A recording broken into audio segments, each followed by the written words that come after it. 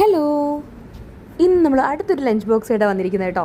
നിങ്ങൾ വിചാരിക്കുന്നുണ്ടാവും ചേച്ചിക്ക് ഇത് തന്നെ പണിയുള്ളോ അല്ലെങ്കിൽ ഇവർക്ക് ഇത് തന്നെ പണിയുള്ളോ എന്ന് കേട്ടോ.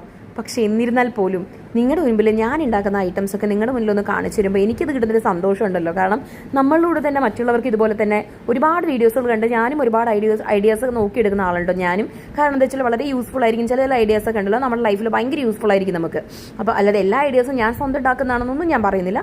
അങ്ങനെയൊന്നും അഭിപ്രായപ്പെടാൻ മാത്രമുള്ള ഒരു എന്താ പറയുക അത്രയ്ക്ക് വലിയ ആളൊന്നുമല്ല ഞാൻ. അപ്പോൾ എന്തായാലും ശരി, ചില കൊച്ചു കൊച്ചു ഐഡിയാസൊക്കെ എൻ്റെ തലയിൽ നിന്ന് ഉദിക്കുന്നതാണ്. ചിലതൊക്കെ നമുക്ക് പല വീഡിയോസ് കണ്ടിട്ട് നമുക്ക് കിട്ടുന്നതാണ് കേട്ടോ.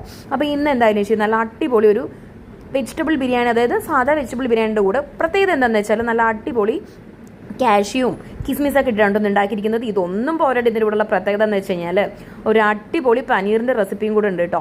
അത് കമൻറ്റ് ചെയ്യുകയാണെന്നുണ്ടെങ്കിൽ തീർച്ചയായിട്ടും ഞാൻ വീഡിയോ ഇടുന്നതായിരിക്കും. അപ്പോൾ നല്ലൊരു അടിപൊളി പനീറിൻ്റെ അടിപൊളിയാണ് മക്കളെ. ഒരിക്കലും നിങ്ങൾ കഴിച്ചിട്ടുണ്ടല്ലോ, ഞാൻ ഗ്യാരണ്ടി നിങ്ങൾ വീണ്ടും വീണ്ടും വീണ്ടും ഇത് ഉണ്ടാക്കി കഴിക്കും. ഞാൻ ഗ്യാരണ്ടി അധികം എണ്ണ യൂസ് ചെയ്യാത്തൊരു ഐറ്റമാണ് കേട്ടോ. അപ്പോൾ അതിൻ്റെ കൂടെ കുറച്ച് കുക്കുംബറും അതുപോലെ തന്നെ കുറച്ച് ഉള്ളിയും കൂടെ ചേർത്ത് കൊടുത്തിട്ടുണ്ട്. ബൈ.